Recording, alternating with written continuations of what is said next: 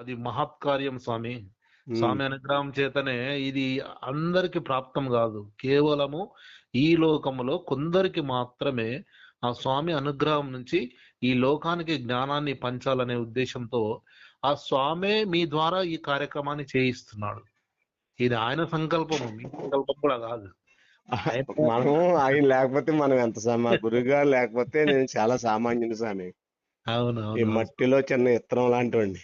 అదే ఆ ఈవేళ ఆ దత్తాత్రేయ స్వామి మీ ద్వారా ఈ లోకానికి ఆ జ్ఞానాన్ని పంచుతున్నాడు.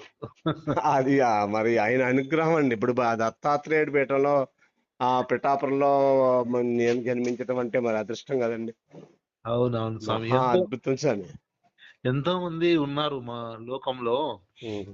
నేర్చుకున్నటువంటి విద్యని గుప్తంగా ఎక్కడో కొండల ప్రాంతంలో ఎక్కడనో ఒక నిర్మానుష్యటువంటి ప్రాంతంలో పోయి వాళ్ళు సాధన చేసుకుంటున్నారు. ఏదో వాళ్ళ వరకు వాళ్ళు అది ఆ జ్ఞానాన్ని పొంది అది వాళ్ళతోనే